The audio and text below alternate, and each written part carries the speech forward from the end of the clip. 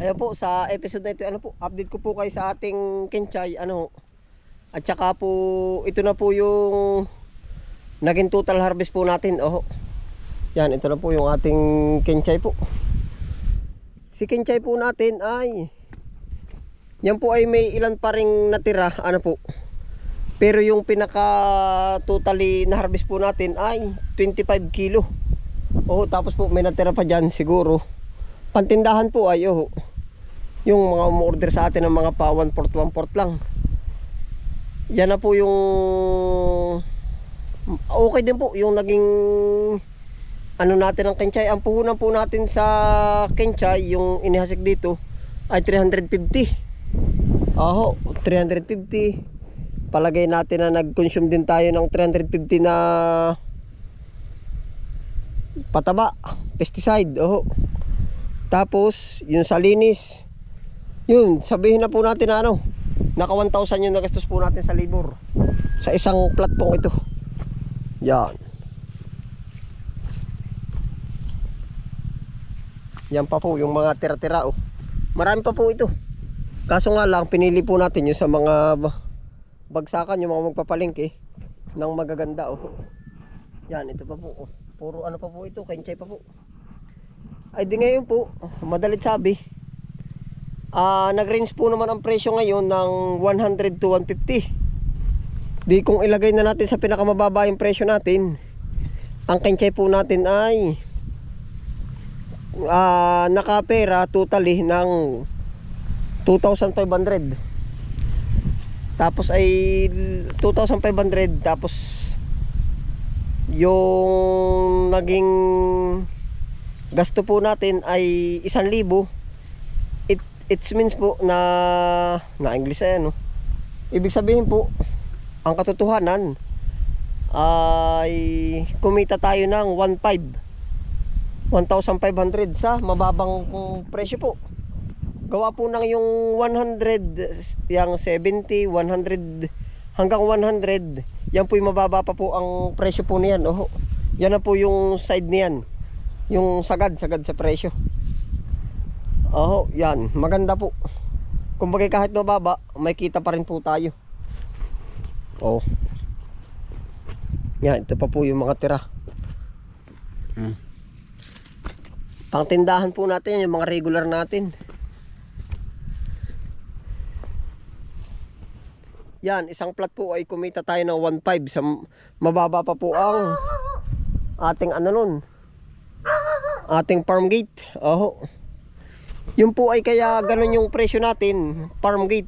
Yung pong dinadalhan natin ay buyer. Yan. Talaga pong may bawas sila dun. Hindi po pwedeng pakisuyo yung sa kanila. Kaya po kung mararamdaman nyo po yung presyo sa merkado po, yung pauti-uti na, siguro pag totally, pag po yung ano bang tawag dun, pag yung sa consumer na, magdudubli na po yung presyo nun. Baka 300 o 400 pa. Di nga po, madalit sabi 1,500. At kung tayo nakatanim ng 3 plat na tigwa 1,500, or tumaas pa yung presyo, ay ayos din po. Magandang magandang pangitain. Kaya po ngayon dadagdag pa tayo. Tapos ito na po yung susunod naman natin na kinchay. Yan, update po. Maganda na rin. Yan, hanggang doon sa bandang dulo doon.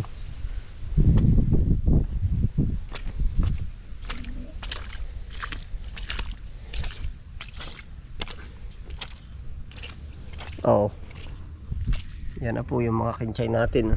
Nakapagpabuhay na po ulit tayo. Yan po ay medyo yung pagpapabuhay natin niyan, medyo siya suyuin. Tulad po nung kabilang plat na yun, marami po dong pumalya. Hindi ho tulad nito. Panalo dito. Yan. May mga kinchay na ulit tayo dito.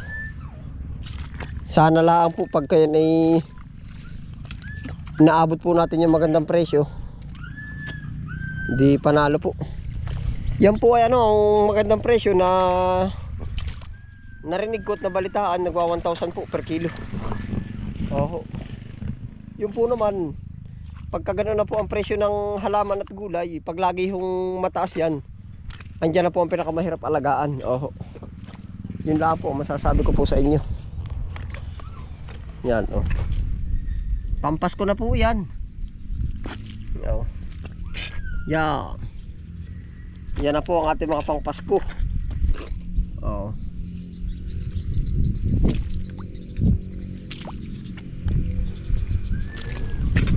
Pang December po. Ayun, tayo po naman, samahan niyo po ako at tayo po ay naroon yung ating land prep at saka yung dagdag taniman po uli. Dagdag lang po ng dagdag. Oh. Tara po. Magpupunla po ulit tayo ng panibago. Irit na ho yung land prep natin sa Kenchay po. Yan.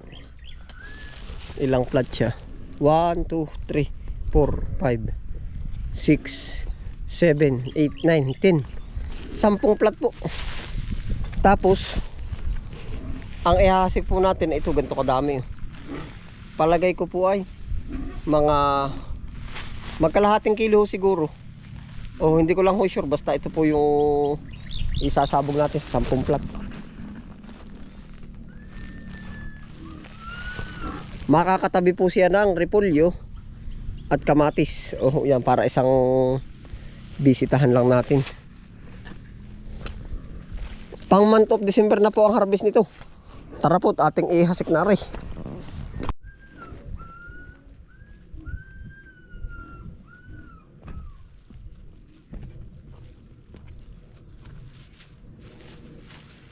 Ito po ay yung naka-land prep natin. Meron pa po tayo yung ibang naka-land prep. Oh, tayo po yung magdadagdag. Magdadagdag pa nito. Bahala na po. Laging pinanghahawakan natin, bahala na.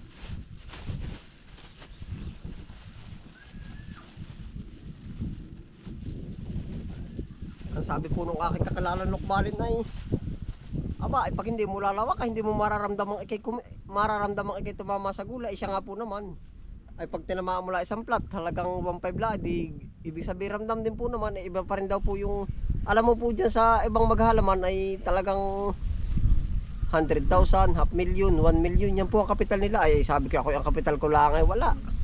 Laway pag minsan, oh, puhunang trabaho. Nahi po, ating ihasik na rin.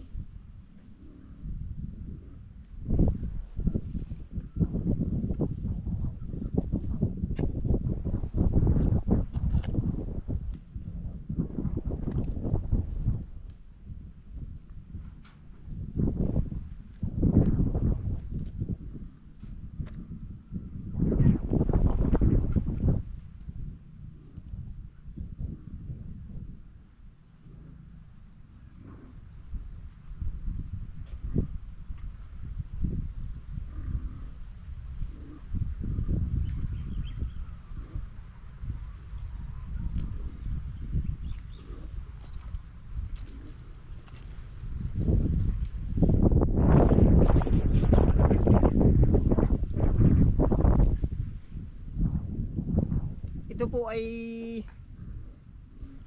2 days na na-cultivate. Tapos ay pagka-cultivate, nilagyan po natin ng machete, pamatay buto. Pagka pamatay buto po, nilagyan pa po natin ng chicken manure. Oh, yan po yung land prep natin dito.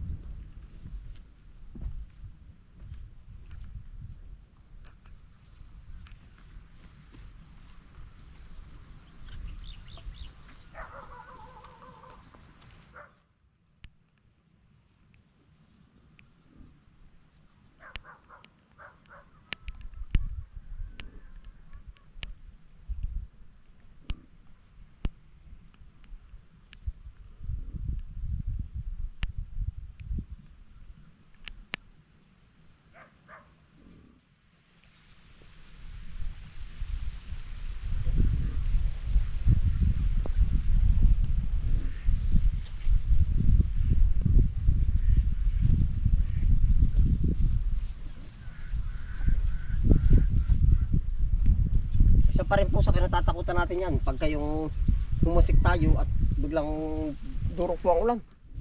Yan po ay makaka-apekto sa ating pagpunla. Gawa po ng posible pong ikalunod ng buto. Buto pa po.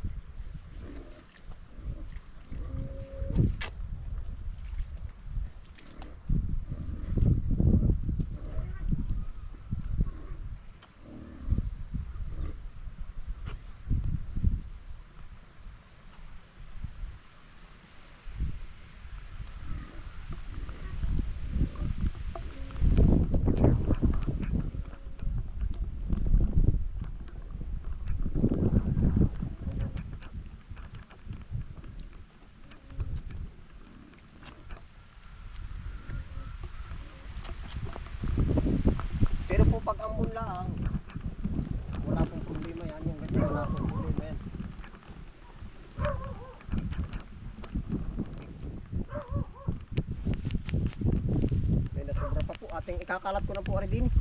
Tutudo ko na.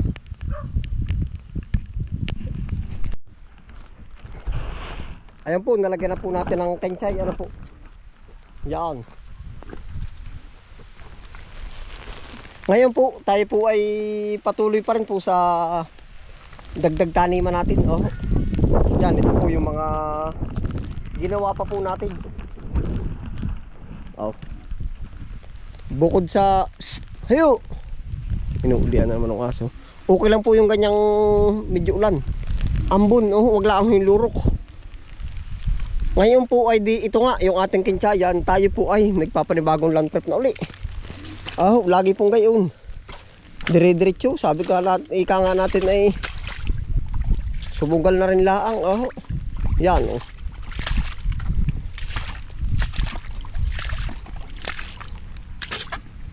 Ito na po yung mga mapapadagdag sa ating taniman oh. Dire-diretso na po ito.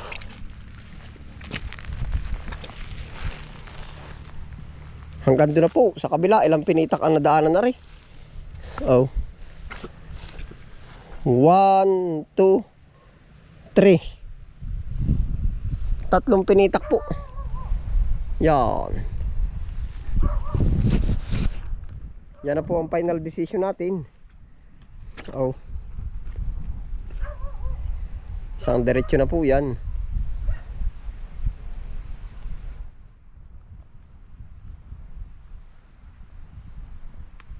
Yan po ay mga palayan pa oh. Yung mga tiram na ng palay, kasunod gulay naman, gulay na. Kung hindi man po natin ngayon matamnan, edi sa tag-araw na po, gawa po ng pa-December. Di pag nag-tag-araw, dyan naman po tayo. Oh. Ito na po ang ganap sa ating mga taniman po.